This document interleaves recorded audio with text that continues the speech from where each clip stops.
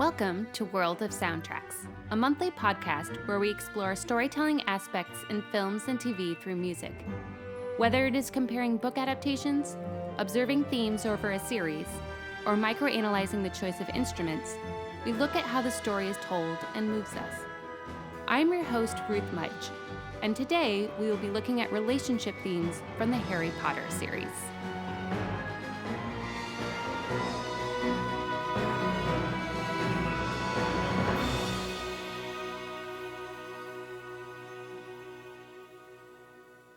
First of all, I would like to welcome all of our new listeners. It's been exciting to see this podcast grow, especially in so many countries, and to have you join our journey through the film music of Harry Potter. This is the second podcast in a series focusing on different themes and ideas throughout the 8 Harry Potter films, based on the book series by J.K. Rowling. While there is a lot of music, I want to focus on the subject of life and loss, primarily through relationships, whether it is finding love through family and friends, or with losing family, mentors, and friends. When Harry's journey begins in Harry Potter and the Sorcerer's Stone, he is an orphan taken in rather reluctantly by his aunt and uncle. It isn't until he is invited to Hogwarts that he discovers both the sadness of his past with his parents dying to protect him, but also the joy of becoming part of a world with magic, making friends and finding a home where he belongs.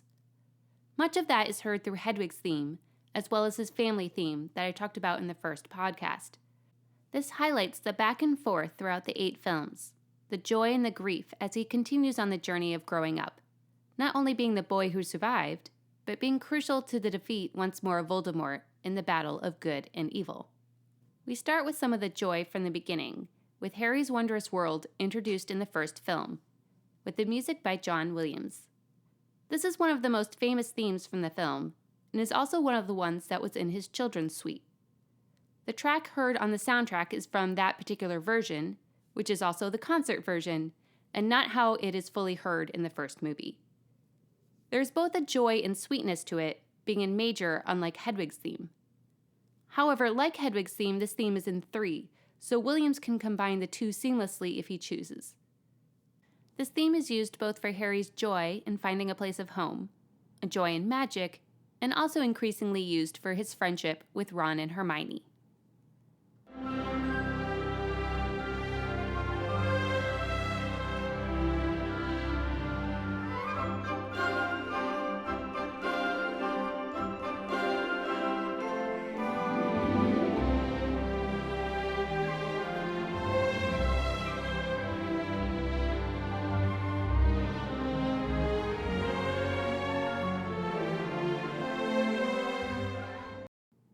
For such an iconic theme, it is interesting that it takes a while to be heard.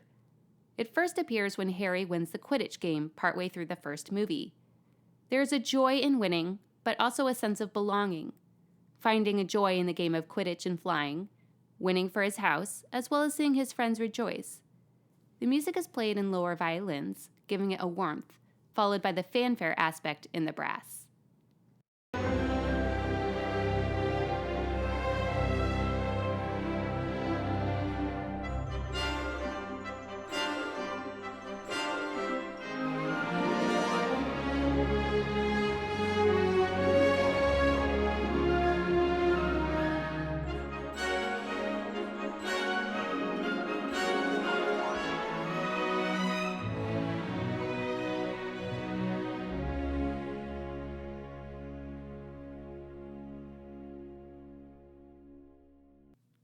Harry's Wondrous World plays twice more in this film. The first as he is reunited with Ron and Hermione in the hospital after they overcame the various trials to protect the stone, and again when it is revealed that Gryffindor wins the House Cup, after Dumbledore awards various points to the trio and Neville for their actions, with hats being sent up into the air. Both are moments of belonging and rejoicing. While not as prominent in the first film, the second one, Harry Potter and the Chamber of Secrets, uses it a lot more, now that the sense of friendship and belonging has become more established. The first time it plays is when the Weasley twins and Ron help Harry escape from the Dursleys in their dad's flying car on his birthday. It is a mixture of joy and a little mischief as well. This version uses the celeste and flute for the fanfare, as well as the flute flitting around as they fly.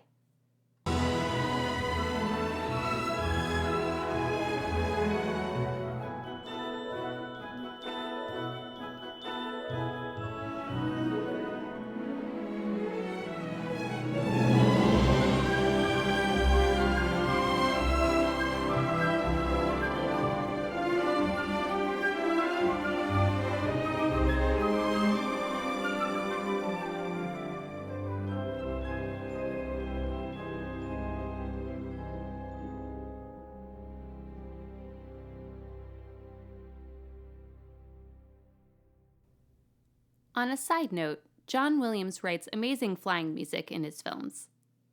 This idea of the flying car, and the joy of it, before a problematic crash, returns as Ron and Harry fly in it to school. However, it didn't begin with a great start, so there are a few moments of dissonance in the first few notes. Once they get it going and are able to fly without problems, then it soars in the French horns.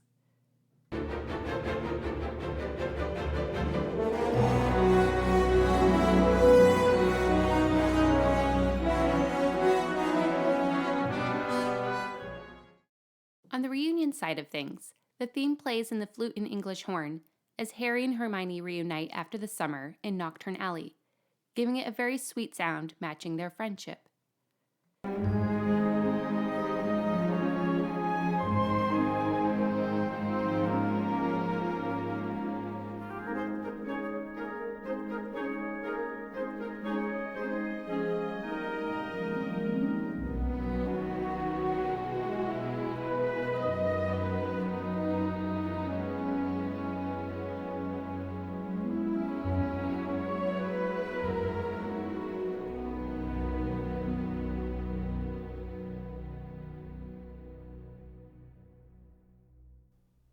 The flute and the violins have the melody again at the end, when Hermione is reunited with Harry and Ron after being frozen by the basilisk, hugging Harry and awkwardly shaking hands with Ron.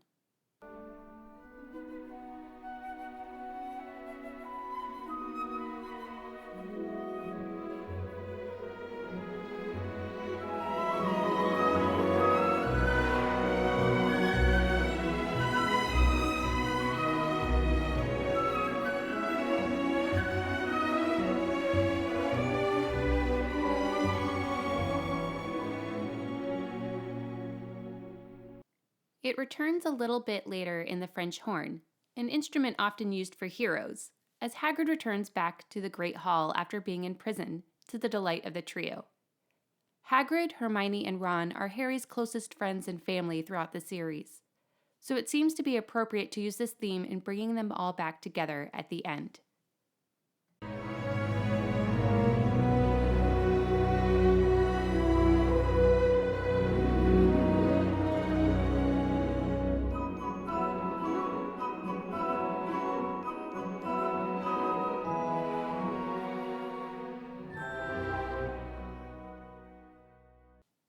Harry's Wondrous World is also used for the credits of the second film.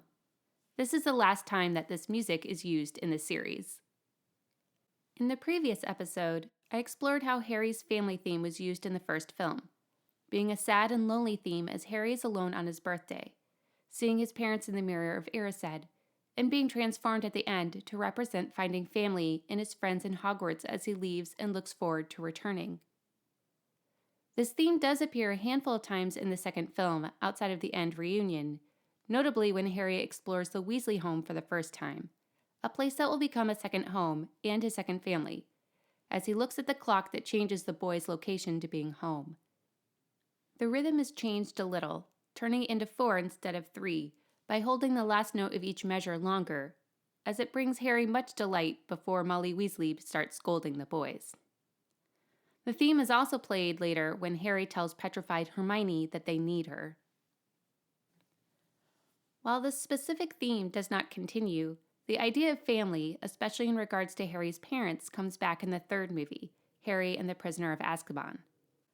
This theme, Window from the Past, is both a little lonely and wistful throughout the film, as Harry learns more of his parents through coming to know Professor Lupin. It is finding family in those who knew his family, and also learning more about the betrayal made by one of his father's closest friends. The theme is in minor and 6/8, which has a lilting quality to it. It is first introduced in the celeste as Harry looks at the pictures of his parents after Aunt Marge said horrible things about them. The full theme plays in the recorder, an instrument featured a lot more in the third movie, along with other older instruments from the Renaissance and Baroque. It gives a slightly older sound fitting with looking back to the past. There is both a slower and faster version of this theme. This theme plays as Harry is able to talk about his fears with Professor Lupin after encountering the Boggarts, and then again when Lupin shares how his mother Lily had been kind to him, while his father James had a predisposition for trouble.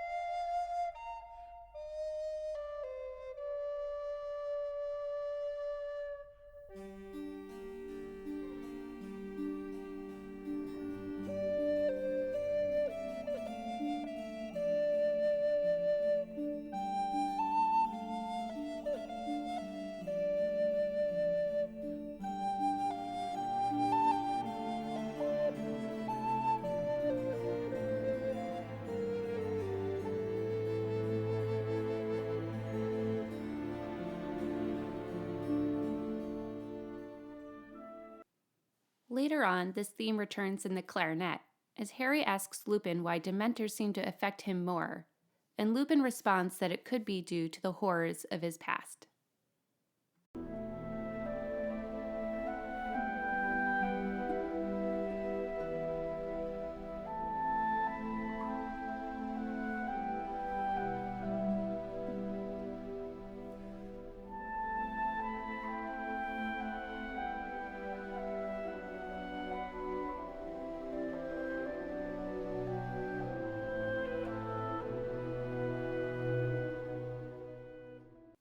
In the climax of the movie, it is revealed that Peter Pettigrew was alive and had been the one to betray James and Lily Potter, instead of Harry's godfather Sirius.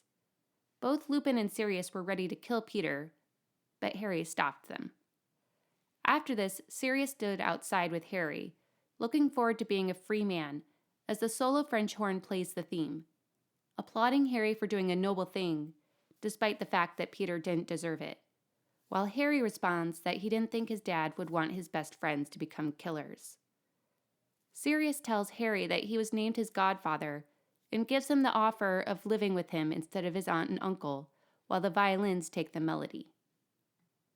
Unfortunately, things go south from there, with Lupin transforming, Peter escaping, Dementors attacking, and so Harry and Hermione go back in time. The recorder takes the theme as Harry sees the same conversation from a distance. It is when Harry saves both himself and Sirius from the Dementors that the French horn plays a brief part of the theme in major, with pauses between each phrase over a dissonant cacophony of voices for the Dementors, and using his Patronus to send them away.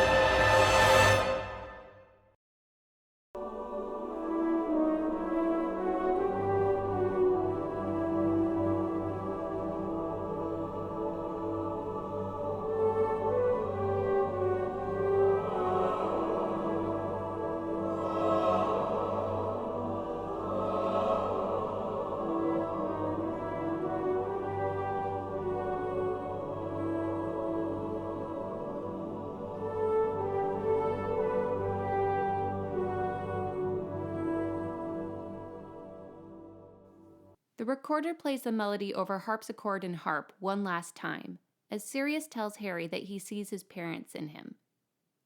The French horn takes over as Sirius also says that Harry will always have them in his heart, before escaping on Buckbeak.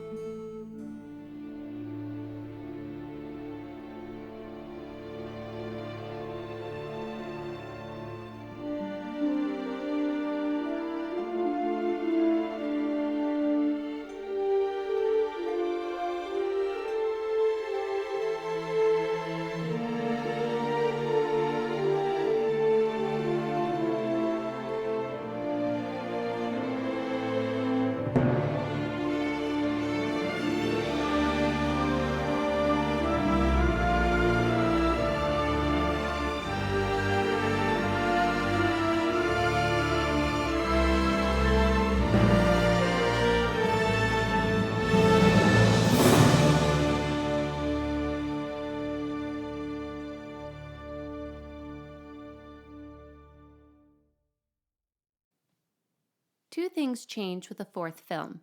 There's a new composer, Patrick Doyle, and teenagers starting to have crushes. To reflect this, Harry has a young romantic theme in the theme Harry in Winter. First heard in the violins and flute over harp as he asks Cho to the ball, but then the clarinet takes the melody as she turns him down, telling him that she is going with Cedric.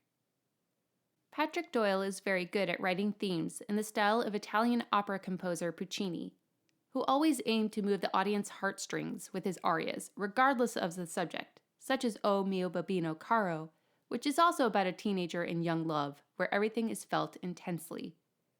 Here is a version featuring Joshua Bell playing the aria on violin, as it matches more of the sound of the soundtrack.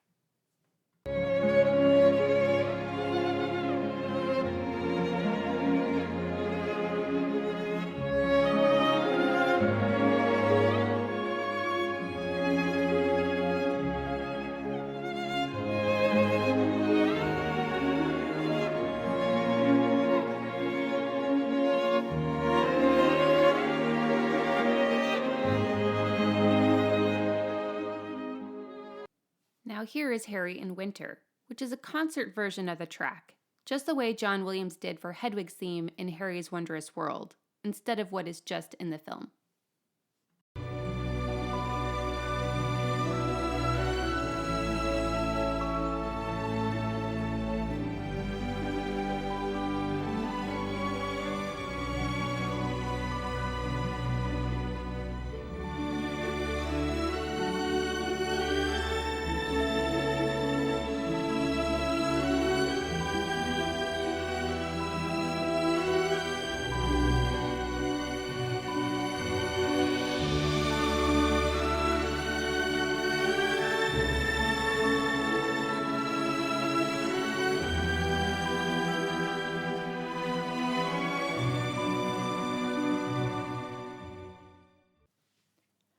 However, this theme isn't used just for young love and crushes, but also for his deep emotional moments in this film. It's not just for physically in winter, but emotionally in winter as well. The darker and colder moments at the end use this theme for Harry. Take out the harp, add in some cymbal rolls and low cello scales, and the theme can become one of deep longing and emotional turmoil, especially at the end as he duels Voldemort. Since their wands share the same core, it releases the most recent killing spells of Voldemort's wand, which give glimpses of his parents, telling him to run, as well as Cedric, who asks Harry to bring back his body to his father. It is in this fight of life and death that he briefly hears and sees those he had lost in death, encouraging him what to do next to live.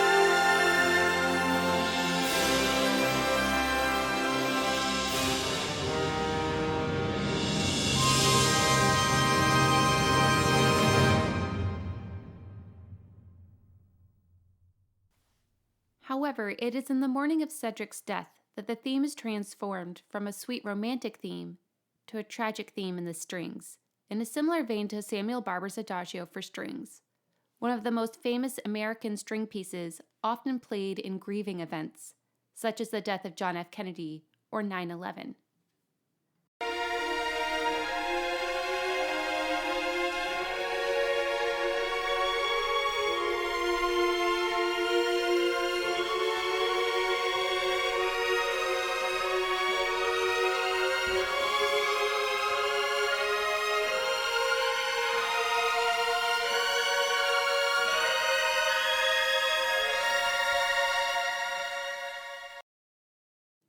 This is the first death Harry has witnessed himself, a friend and fellow student, and we hear the grief of both him and Cedric's father, as well as the teachers and students who are also grieving and in shock.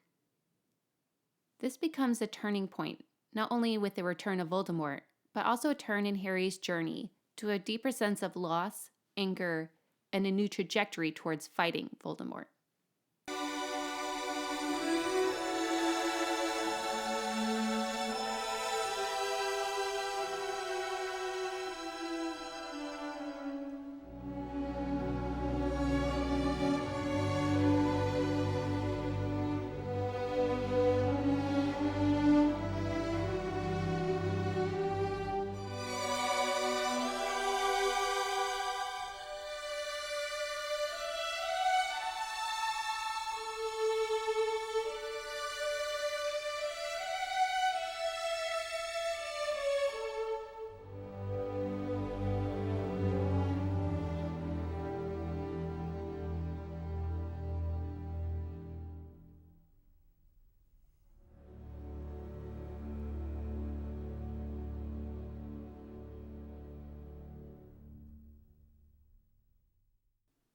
This film doesn't have very much for the group of friends as a theme throughout, but it does end with a sense of hope as the trio comes together while watching the tournament teams leave to go back to their schools.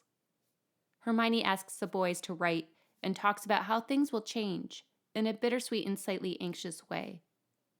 In the midst of a lot of grief and tragedy, the film ends with a sense of hope and possibility, friendship, and even family.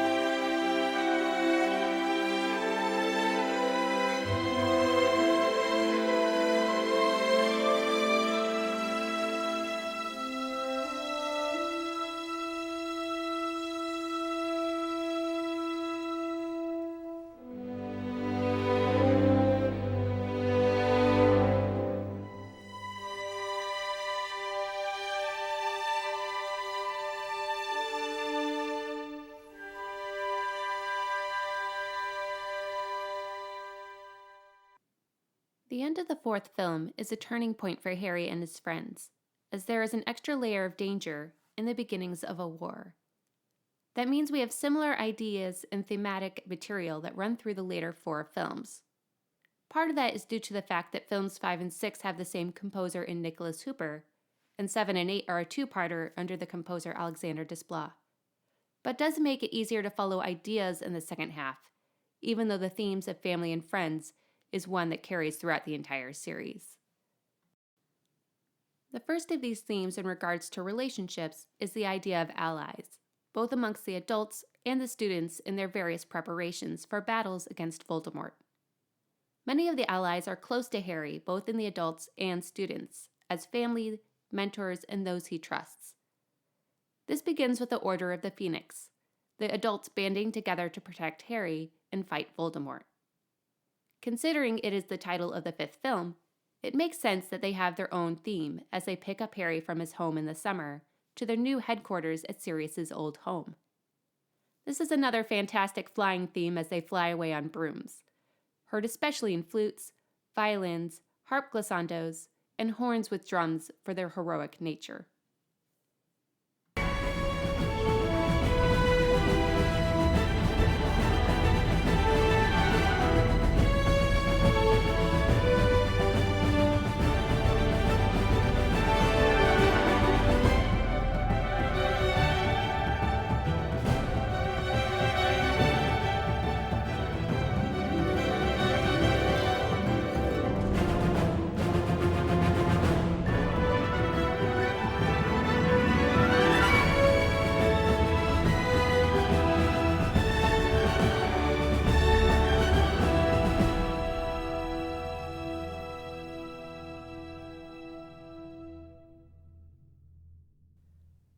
The students themselves create a group called Dumbledore's Army at school. When Hermione decides that they need to know how to defend themselves against Voldemort and his Death Eaters, instead of receiving just book knowledge. It begins with Minor Flute, as Harry tells the interested group that this is real life that they are dealing with, evident with the death of Cedric.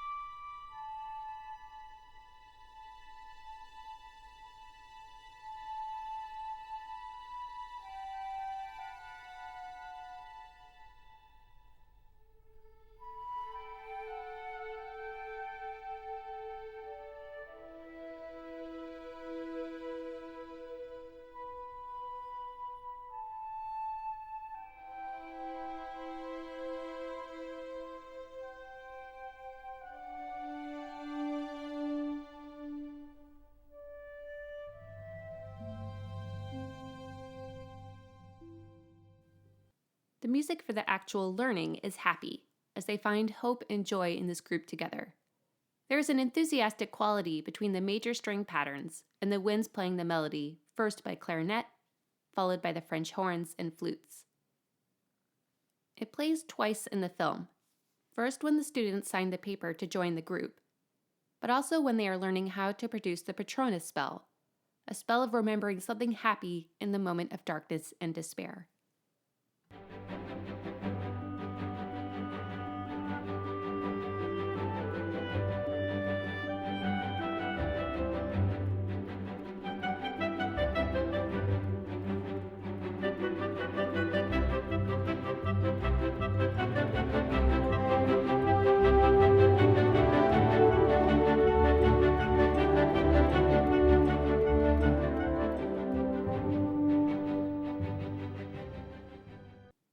This theme is used again in film 6, but is instead used during the Quidditch tryouts, as Ron does badly and Hermione does a spell to make the other person fail.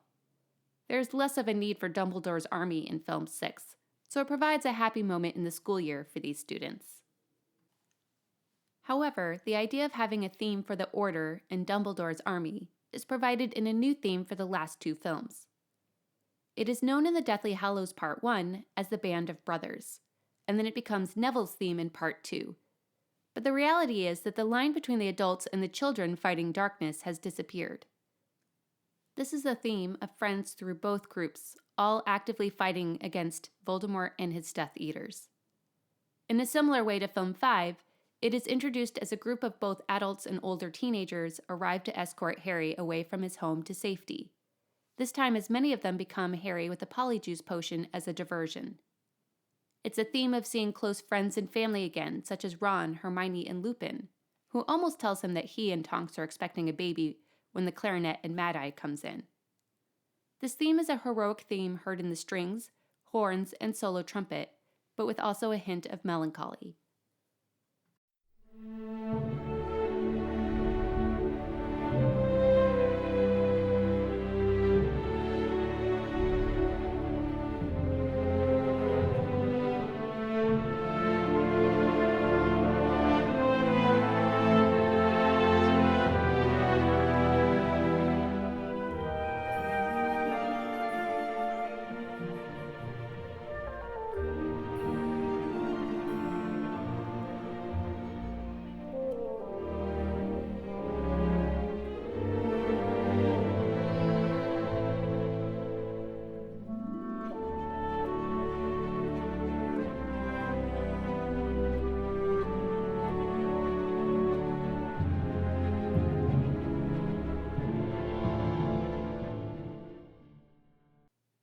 The theme returns as Harry tries to leave after Mad Eye is killed and Fred is injured, feeling guilty and trying to protect everyone else from getting hurt. Ron finds him and stops him, telling him that leaving would give Voldemort a favor. This version is in minor and has a melancholy feel to it.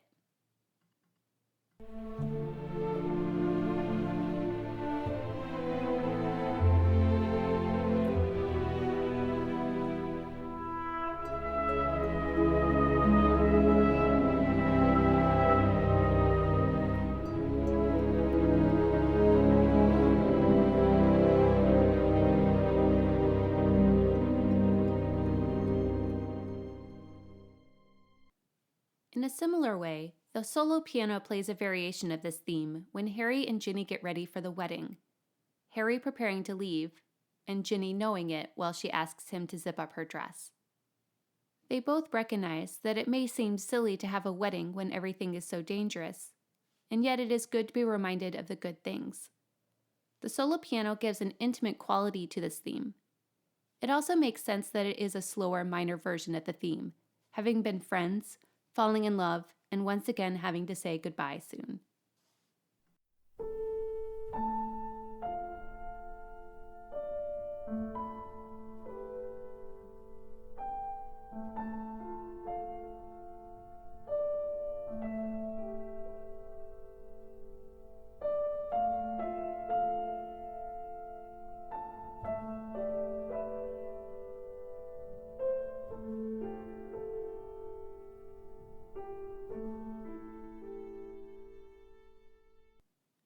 As the trio becomes separated from both groups for the rest of the film, it isn't until they see Neville in Part 2 that the theme returns, as he appears through the secret tunnel from Aberforth's place back into Hogwarts.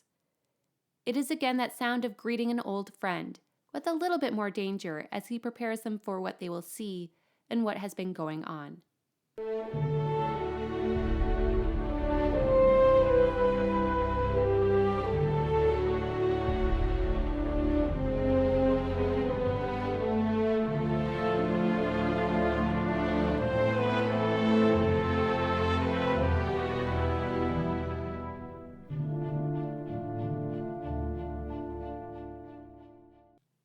Since the theme does start to follow Neville specifically in the second part, it also briefly plays in the French horn in Triumph after he destroys the bridge, and it looks like he also was gone, only for him to pull himself up to the relief of his friends and Dumbledore's army standing there.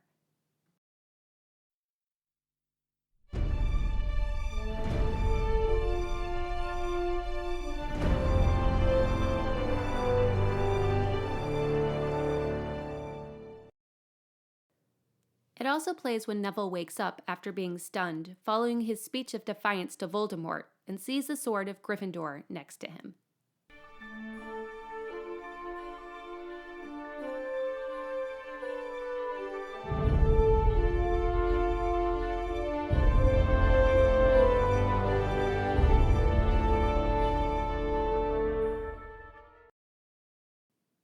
Returning to the fifth film with the teenagers, there is of course a bit of young love and high emotions. Beginning with Harry's continued crush on Cho, they have a sad but also romantic moment as she is grieving Cedric but also liking Harry. As they kiss under the mistletoe, a bittersweet melody plays in the strings and celeste.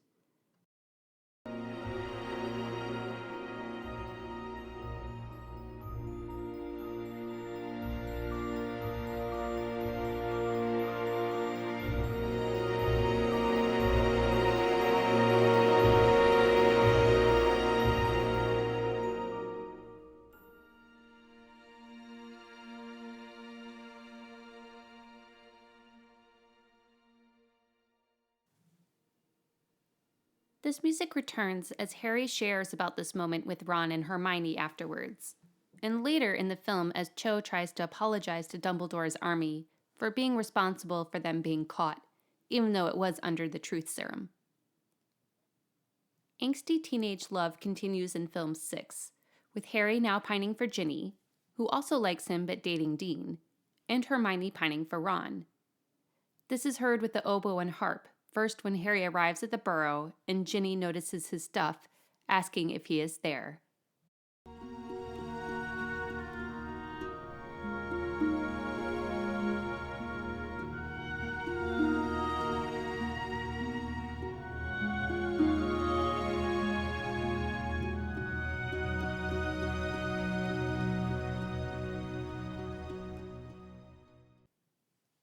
The motif and idea returns in the solo harp, as Hermione runs off to herself after seeing Ron kiss Lavender. Harry goes after her, and they talk about how it feels watching Ginny and Dean, sharing how hard it is to pretend that everything is all right when it hurts.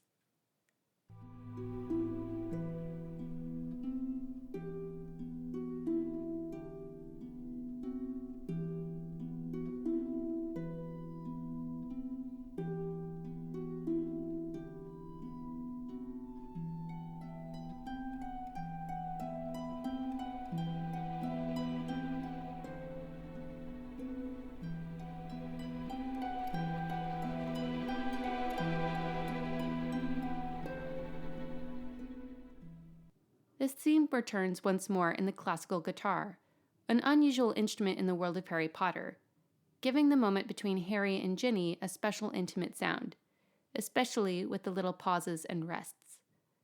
Classical guitar is also the instrument of the composer Nicholas Hooper. It plays as Ginny helps Harry get rid of the Book of the Half-Blood Prince, after he almost kills Draco Malfoy with a spell from there. She takes the book from him, asking him to close his eyes, and hides it in the room of requirement, while also kissing him.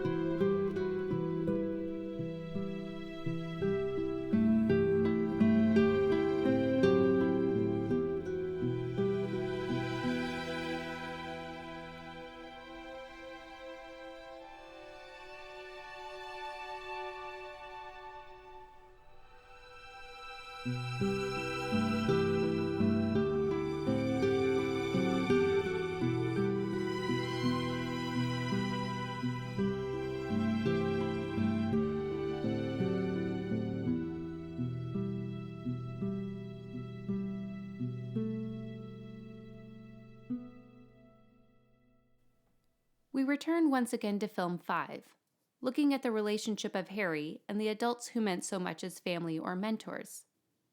There is a bittersweet theme for Sirius and Harry, as Sirius gets to share more about his past in the First Order of the Phoenix, first heard in the oboe, flute, and strings, as Sirius shows a picture of the First Order, including Neville's parents, saying that it feels like it did before, with a war coming.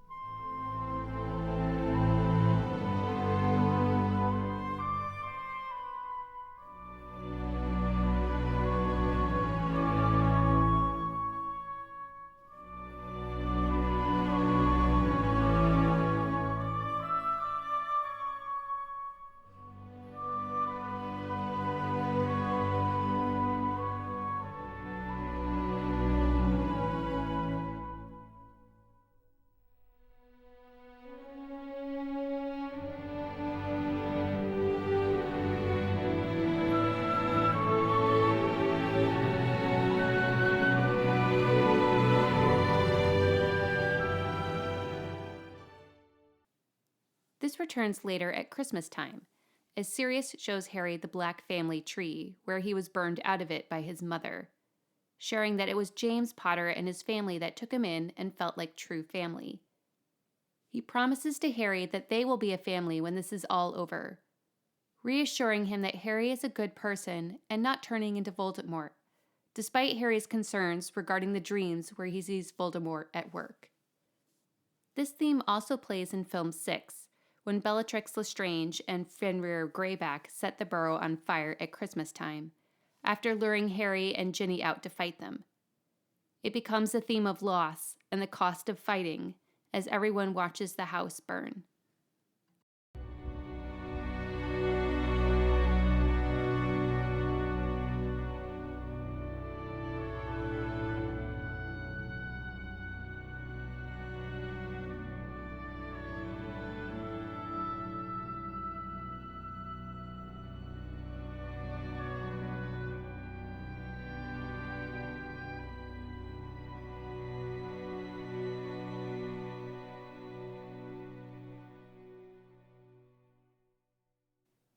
Unfortunately, it is the connection with Voldemort's mind that deceives Harry into thinking that Sirius was captured and tortured. So he races with several friends to save him, only to find it a trap. The Order of the Phoenix comes to the rescue over fun string patterns, but then Sirius is killed by his cousin Bellatrix and disappears through the doorway, with choir and brass arriving at the climax. The music is heard in the strings, but holding notes instead of the movement that they had during the fighting, as Lupin holds Harry back from trying to get Sirius.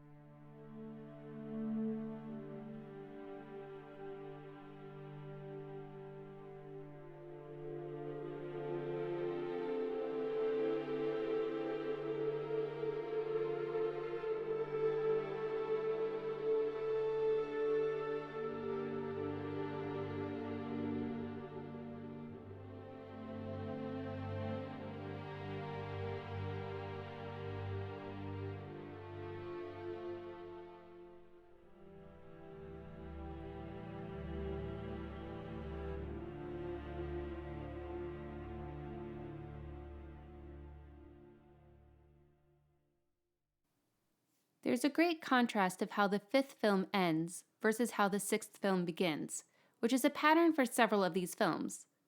Despite the tragedy of losing Sirius, there is a great sense of hope as Harry is seen leaving the school with his friends, those who had come with him to fight and experienced that moment together.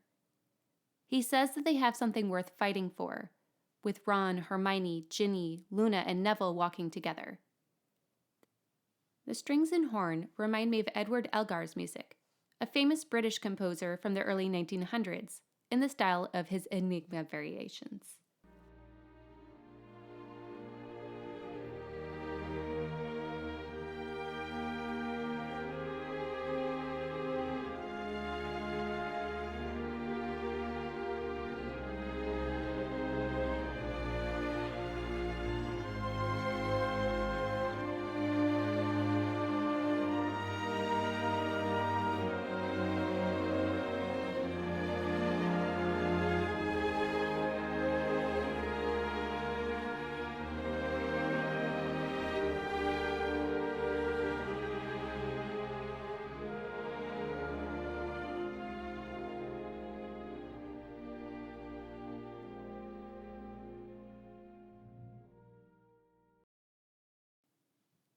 At the end of the film, we can hear slower chords in the strings, with a horn filling in the melody before emotion is added for a content conclusion to the film with the friends together.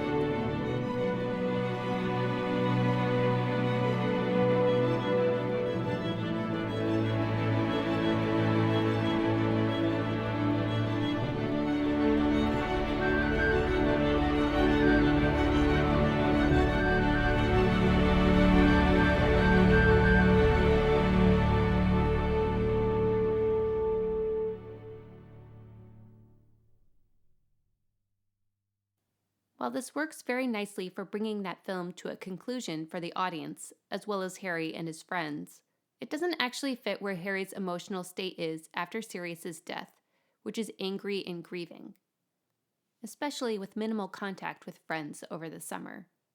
The music at the beginning of film 6 is almost more tragic than the death of Sirius himself, which often happens in movies, with the grief of those living being more poignant than the moment of death. This theme is heard in the lower strings and choir, and what sets the tone for the entire film.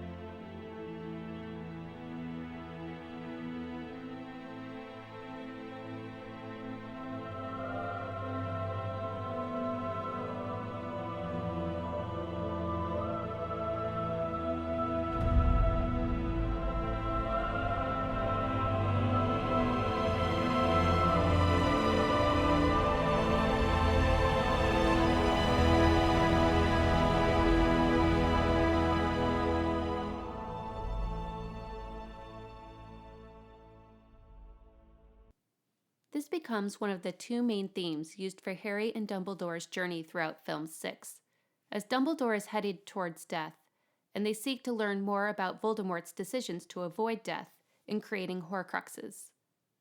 In the same way that the movie focuses on solving several mysteries, there are several different themes and motifs that carry through. Unfortunately, the main moment of bringing these ideas together is in the children's choral piece in Noctum, which was taken out of the film, which is a shame as this contains one of the main themes for Dumbledore throughout, as well as a theme used with his death. It is found in the deleted scenes, or extended edition, as Dumbledore and Harry prepare to come back from finding a Horcrux. Snape looks out the window, and Draco lets in Death Eaters into Hogwarts through the cabinet in the Room of Requirement. The middle chanting portion is what appears in almost every Dumbledore scene.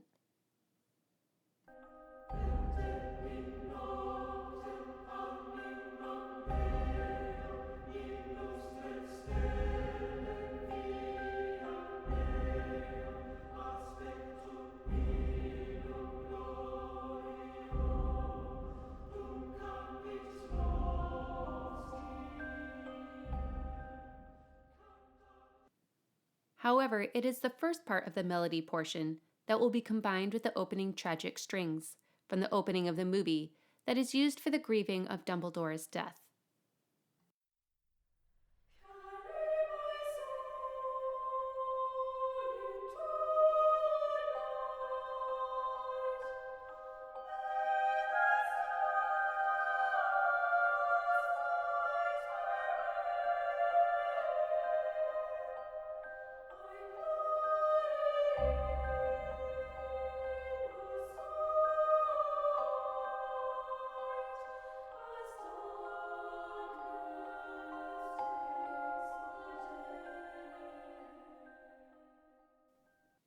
Not only are the opening chords used for the death of Sirius, but the music is a foreshadowing for Dumbledore's death and used at the end as Harry and the school grieves.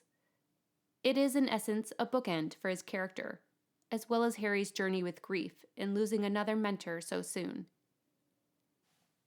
The solo cello takes the opening of In Noctum, combined with the opening chords of the movie, and turns it into a haunting lament as Harry grieves again, with the students and faculty sending up lights into the sky that sends away the dark mark.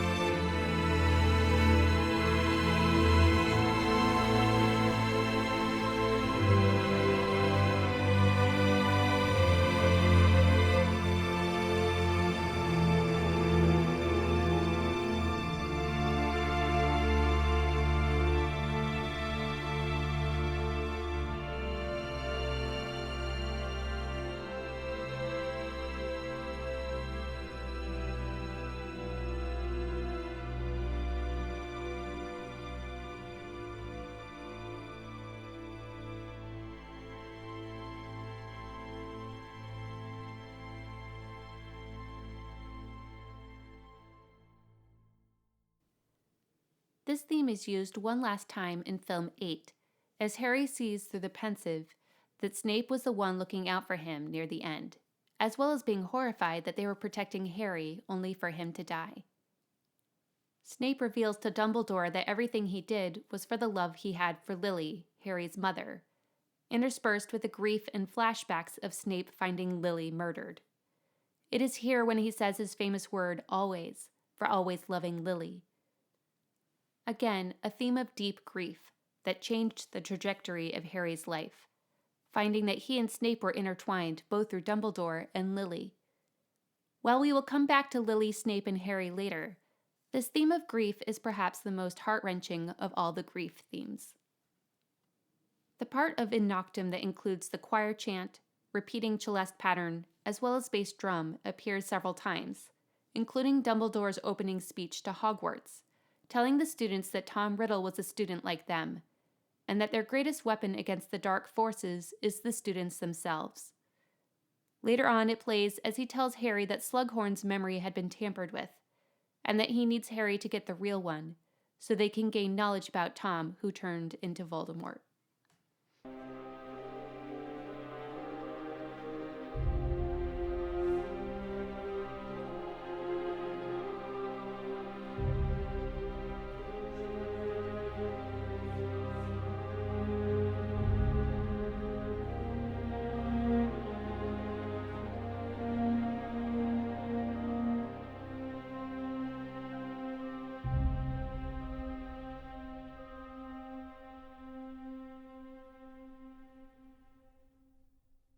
It returns as Harry and Dumbledore go to the cave to find a Horcrux, which they learn of once they get the real memory from Slughorn.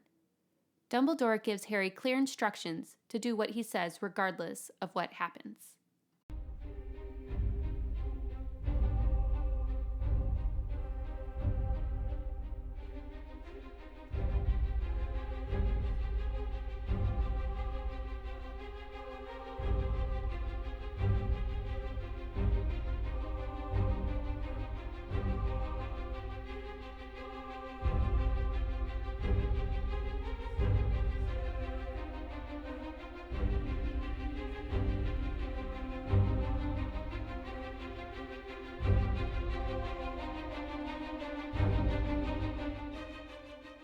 It also plays as Harry chases down Snape, after Snape killed Dumbledore, trying to use a spell that is revealed to be one of Snape's own. Harry doesn't know yet that it was at Dumbledore's request, and is trying to avenge the teacher and mentor who had helped him so much.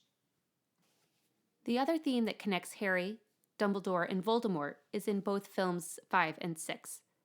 It is first heard when Voldemort possesses Harry after killing Sirius, and Harry has to fight him in his head. The strings are tragic sounding, reminiscent of Gurecki's Symphony of Sorrowful Songs, written in 1976, but first heard in the early 90s due to the Soviet wall.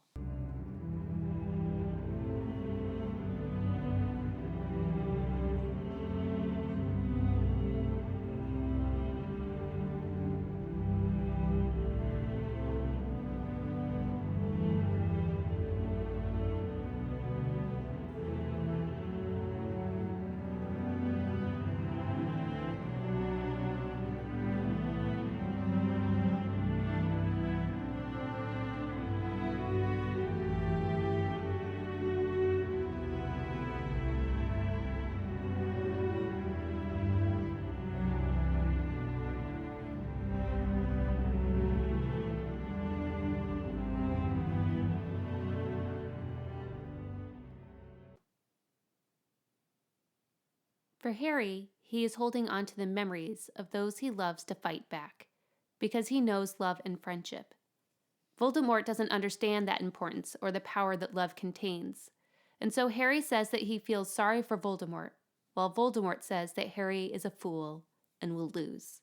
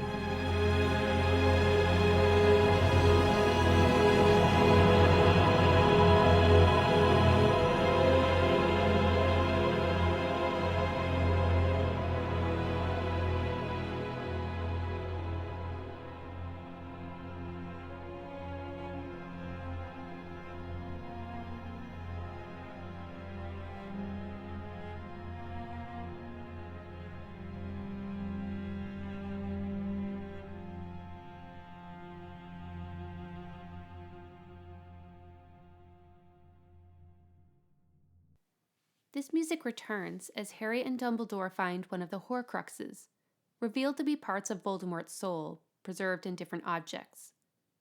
Dumbledore is the one in pain, fighting off things in his mind due to a poison he needs to drink in order to be able to grab this Horcrux.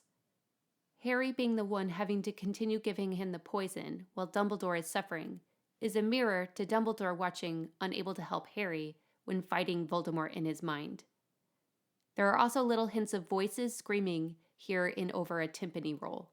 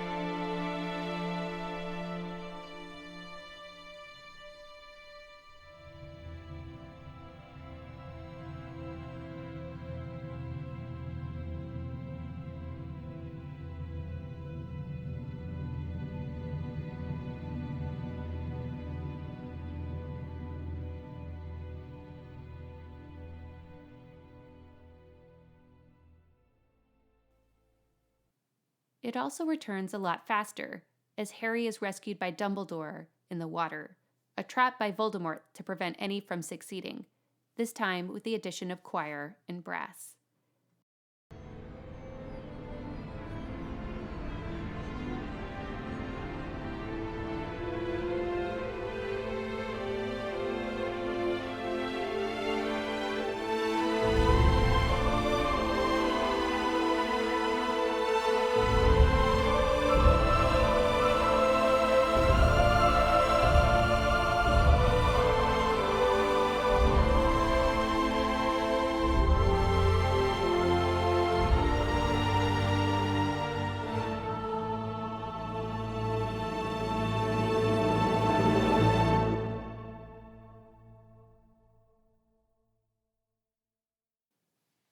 A version of this theme comes back, as Harry, hidden by his invisibility cloak, sees Draco threaten and try to kill Dumbledore, watching as Dumbledore tries to talk him out of it. Dumbledore is aware that Draco has been tasked by Voldemort to kill him, which is why he asked Snape to do it instead, both for the sake of Draco and being aware that he was dying and didn't have much time left. But as he stalls for time, there are extra string patterns in the violin to add to the tension and dissonance before Snape kills him in silence.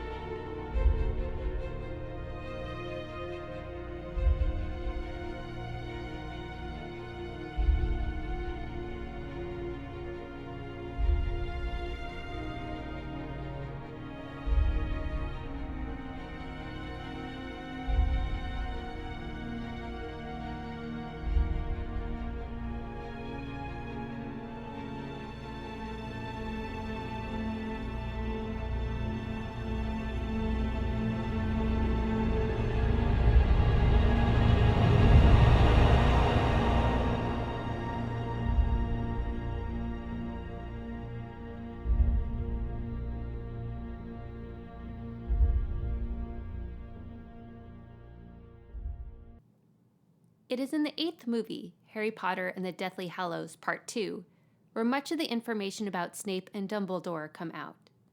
It also features a theme which is called Lily's theme, the primary theme throughout the movie, reflecting the love that Lily sacrificed to Harry, with the idea of sacrifice and the power of love throughout the whole movie. In fact, it is the opening theme, the only movie that does not contain a version of Hedwig's theme at the beginning. The movie opens with seeing Dementors over the school, Snape being the headmaster, before transitioning to Harry at Dobby's gravestone as the violins take the melody.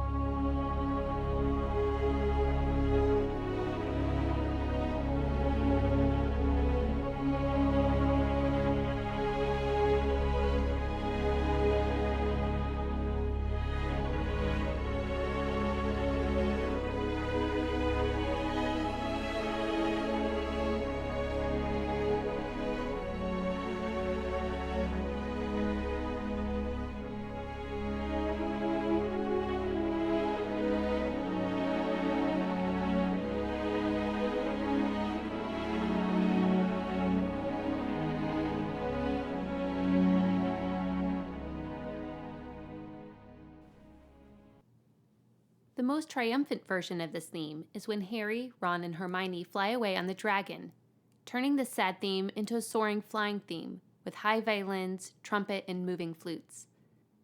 They have gotten a Horcrux in the vault, which is one step on their way to defeating Voldemort.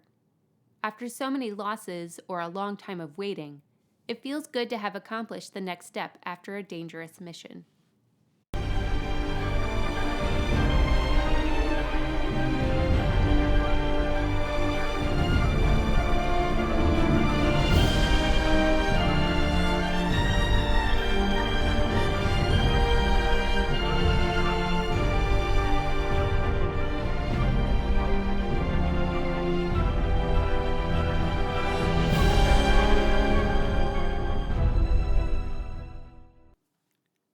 However, most of the appearances of this theme are at the end. The first in low flute, with echoes and electronics, as Harry tries to stop the bleeding on Snape's neck, after Voldemort ordered his death to the snake, and Harry collects a tear to put in the pensieve before Snape dies, saying, "You have your mother's eyes," as the female voice returns.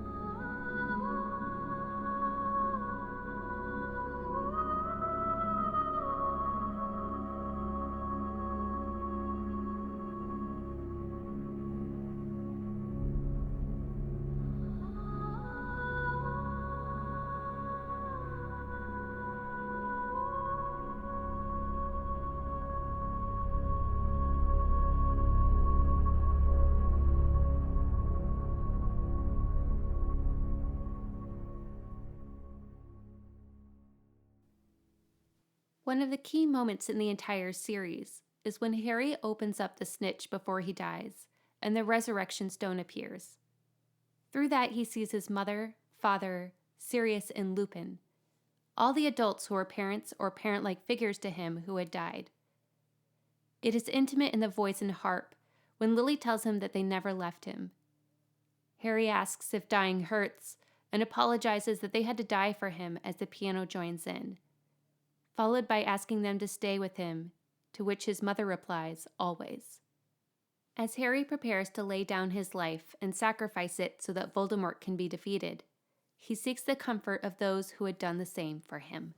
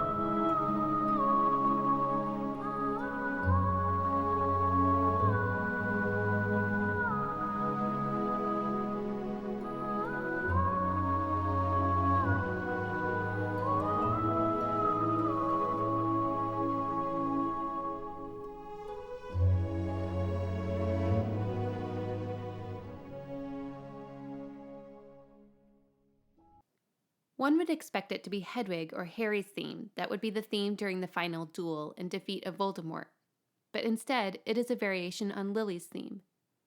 In many ways, this feels an appropriate bookend, thematically, even though it might not be musically. Lily's love protected Harry from Voldemort as a baby, but with the curse rebounding, it left a bit of Voldemort's soul attached to Harry. Now that the Horcrux in Harry has died, and all the Horcruxes destroyed, Harry can now finish off that last battle. Love protected him, and now has won.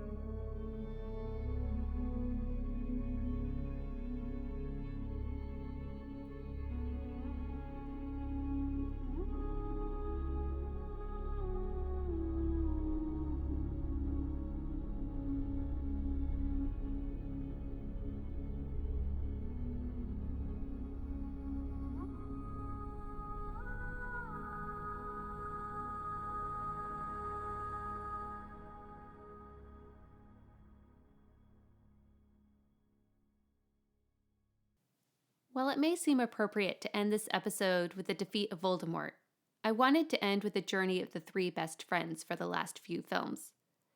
This is the core family from the very beginning, and while Ron and Hermione are included with Dumbledore's army in film 5, the end of 6 shows them unwilling to let Harry go on his own, realizing that they won't be returning to Hogwarts for school the following year. It is bittersweet as they realize this, saying goodbye to what is home, while watching Fawkes the Phoenix fly by them after Dumbledore's death. In many ways, the tone is very similar to the end of 5, which makes sense since it is by the same composer and setting a very similar tone of grief and hope.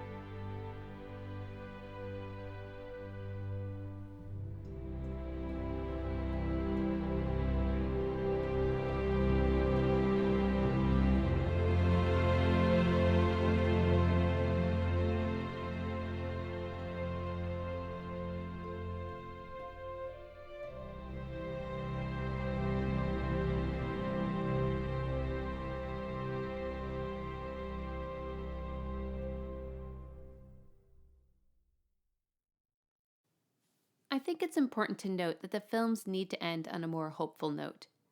While the beginnings of 4 to 8 are darker and reflect the danger and grief of losing friends and family, it is important to leave the audience and characters with a sense of hope, especially if you have to wait another year for the next film. After all, good does win in the end, and if that hope is not balanced with the dark, then the audience is left feeling weighed down when they leave, in the grief of losing beloved characters and the fight against Voldemort and those on his side. That being said, it does give us a bit of whiplash if you listen to the end of one and the beginning of the next one right in a row. Film 7 really highlights the relationship of Ron, Hermione, and Harry, as well as tensions that arise as they try to find and destroy Horcruxes with very little guidance. In particular, this is the film that is the crucible for Ron and Hermione in being separated from their families. Some have called the main motif a loss of innocence theme. which works better for these two as Harry has already gone through a bit of this in the past several films.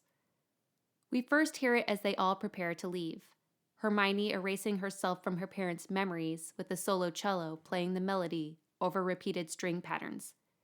Harry's relatives, the Dursleys, leave. Ron stares outside of his home, and then each one walks away or sees his family drive away.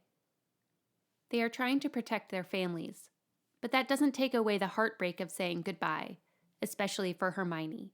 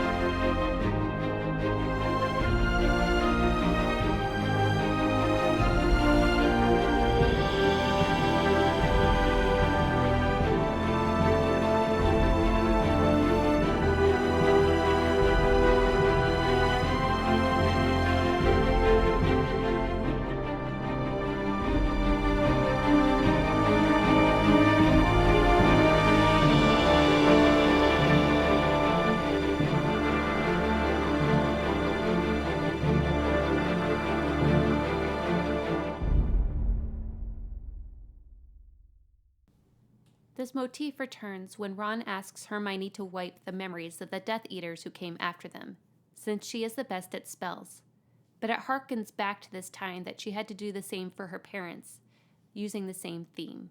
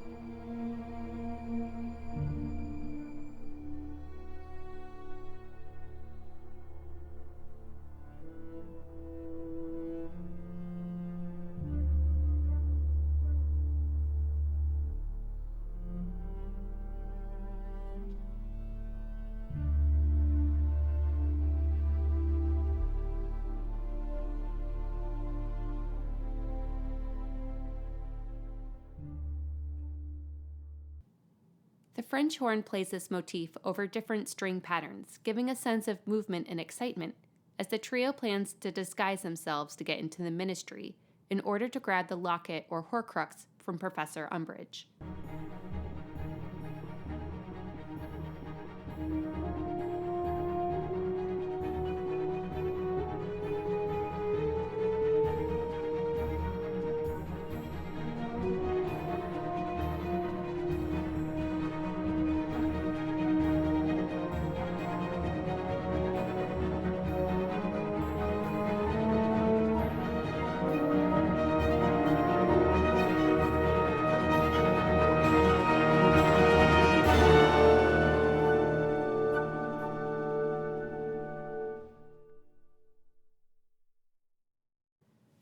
It is important to note that the majority of the time that the trio tries to destroy the locket while wandering in the woods is left in silence. That amplifies both the sense of wandering, isolation, and the toll it is taking on them as they carry this locket with a little bit of Voldemort's soul attached. Unfortunately, this wears the most on Ron, believing he is seeing things happening between Hermione and Harry, worried about what might be happening with his family, and not knowing how, where, or what they are doing. While not using their motif, the sound of increasing unrest and isolation is heard in the harmonics of the violin that doesn't match the key of the bass clarinet and harmonies underneath, giving a sound of unreality and being disconnected.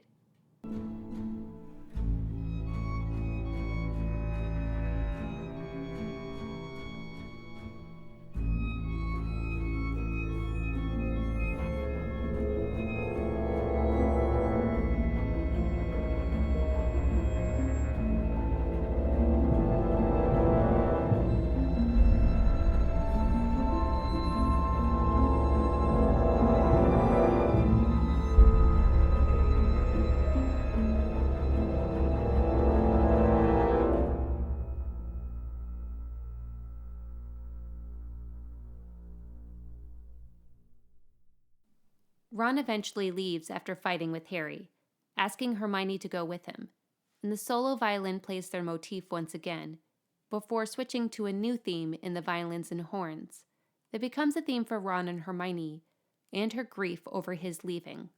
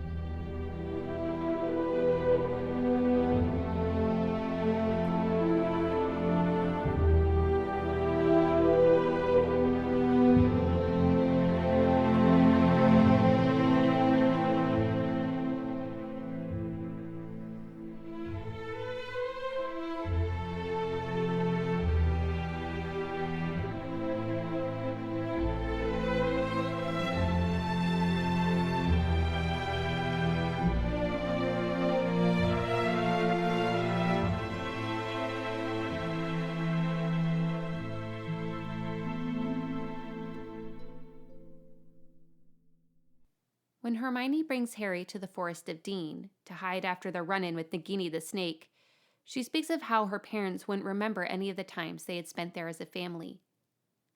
The flute plays a haunting version of the trio or lost theme, again hearkening back to when she had to erase their memories.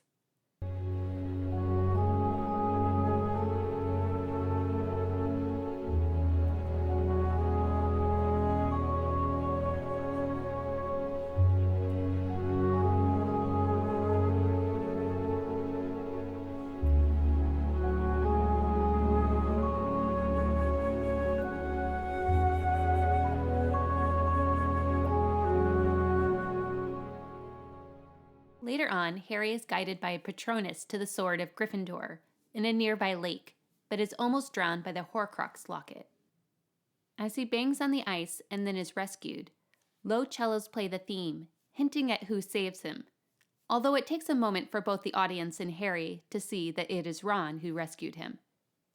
When the reveal happens, it takes the motif and turns it into major, both heroic and a restoration, which is also the beginning notes of Ron and Hermione's theme.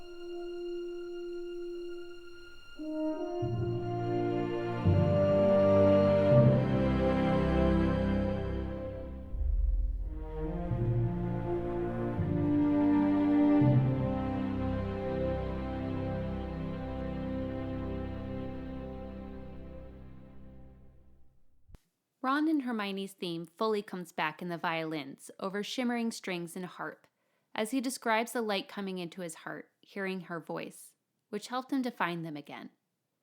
It is both sweet and gentle in muted strings as he shares his heart, the first step in restoration with Hermione, who is both angry with him and yet missed him dreadfully.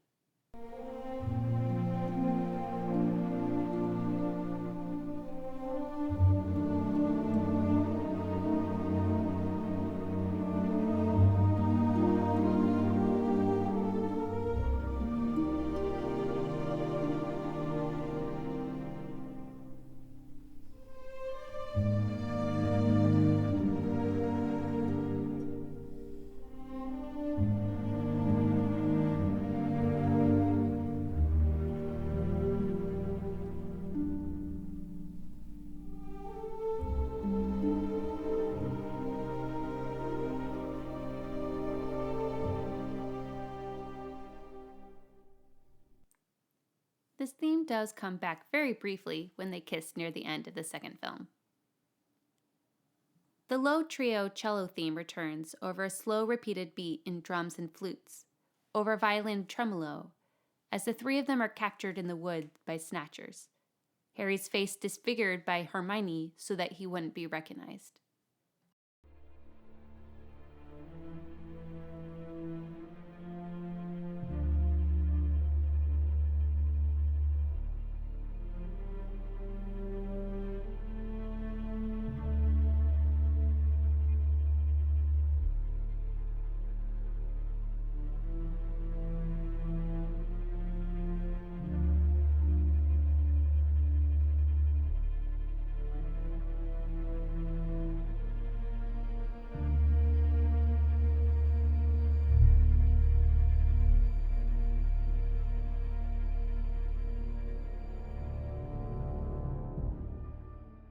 This motif returns for a last time in the solo violin, as Ron and Harry escape the dungeon to rescue Hermione, only to see mudblood written on her arm in her torture from Bellatrix.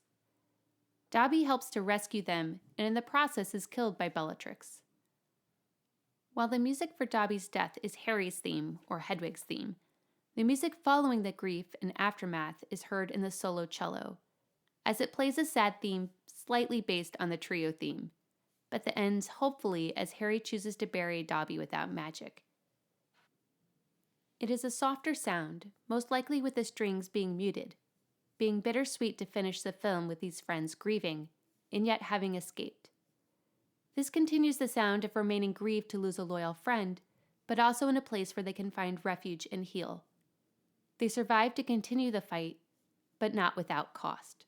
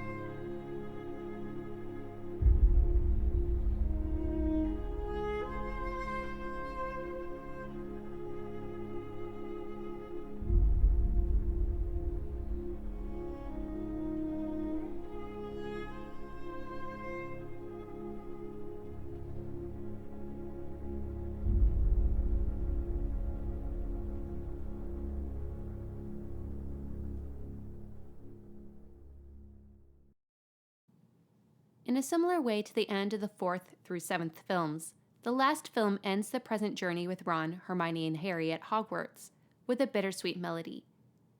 Even though they won the battle, they all seem weary and hard to believe it is all over.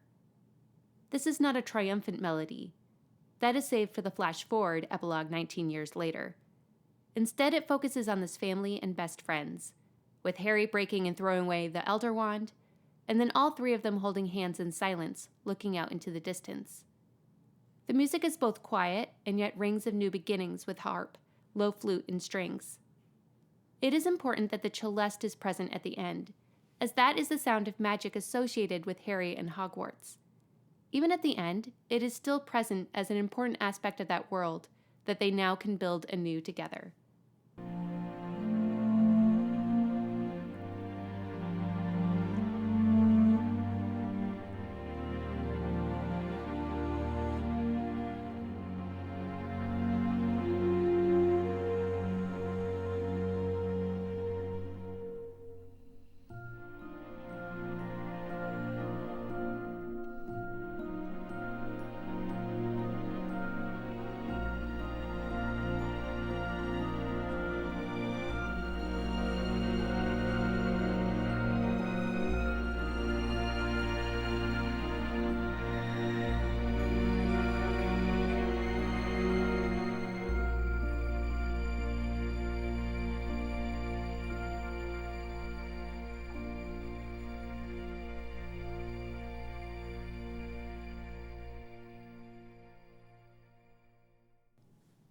I touched on this in the previous episode, but one of the reasons the track of leaving Hogwarts is even more impactful at the epilogue is that after all these bittersweet and grieving moments, there is a joy in seeing the trio happy with their families.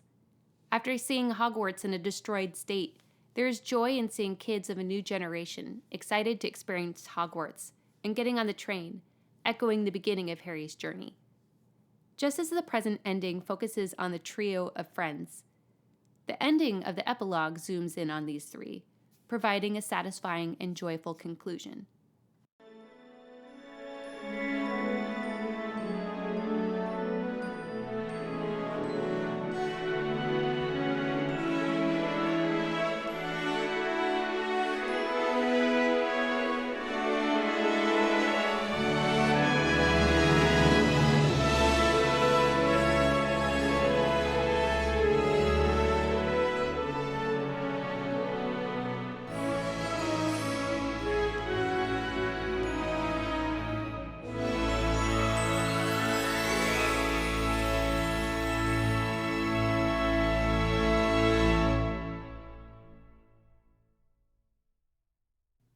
This brings us to the conclusion of following the various relationships that Harry had with friends and family, mentors, and even a little romance thrown in there.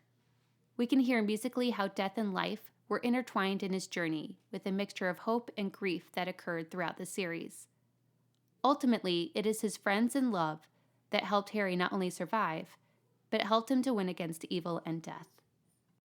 Next month, I will be focusing on specific character themes outside of Harry himself, from Dobby to Dumbledore to Voldemort, with a few of the quirky ones in between. You can join in on discussing all the musical moments regarding your favorite relationship, life or loss theme, or any other of your favorite themes and tracks in the Harry Potter films in the Facebook group World of Soundtracks, or on Twitter and Instagram at WO Soundtracks. Please like and subscribe, share with friends, or even leave a review on Apple Podcasts, Spotify, or Amazon. I highly recommend subscribing so you don't miss when the next episode comes out. Until next time, happy listening!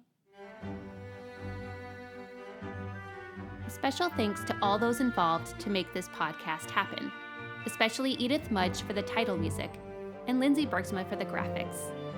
This is World of Soundtracks.